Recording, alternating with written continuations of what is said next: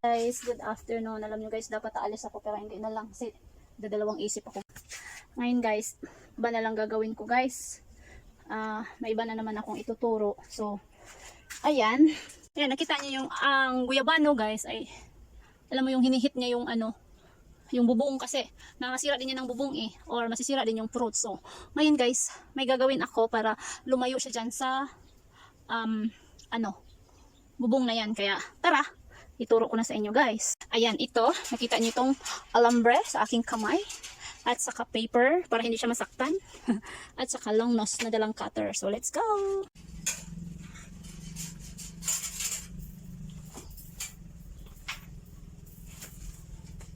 So, ayan guys. Hawak ko na nga yung alambre.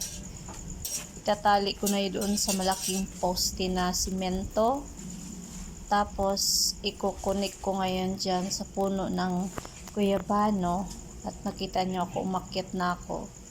So, ayan, nakita nyo yung wire na hawak ko or alambre na inupisahan ko ng itali sa puno ng guyabano. But, before pala itali ko yun guys, kumuha ko ng isang papel. Tupi-tupiin ko yan guys. Bakit ko yun gagawin? Para hindi masaktan yung balat ng guyabano or prutas kasi yung alambre yan pag itinali mo yan dun masasaktan yung katawan ng prutas or wala namang pinagkaiba yan sa balat natin pag tinalian din ng alambre, diba? So ayan, nag-umpisa na ako ngayon yan guys na ilagay yung papel sa katawan ng guyabano kasi nahirapan talaga ako niyan dahil alam mo na mag-isa tapos mabigat yung guyabano dahil may bunga yan sa ibabaw. So talagang ginagawa ko yun ng paraan na maitulak ko siya na para mapalayo doon sa bubong ng bahay. Kasi sa totoo lang, nasisira yung ibang prutas ng guyabano dahil, lumapat doon sa may bubong na, alam mo na pag mainit ang panahon, mainit din ang bubong. So, parang napapaso yung mga bunga ng guyabano kaya yung iba dyan, namamatay. Siguro, talagang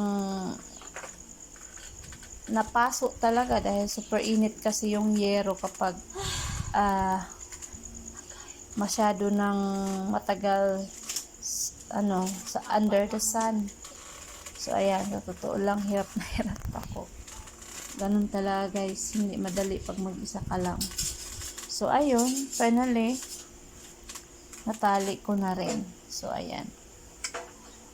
Very good. So ayan guys. Nilagyan ko siya ng karton para hindi masugat yung katawan niya. Okay? Tapos, kinunik ko siya dyan sa may poste na simento para hindi siya basta maputol yung nylon o yung alambre. Nylon. Yan. Ito, tinali ko. Yan, hindi na yan makakawala guys. Yan, lumayo na siya sa bubong. O, diba?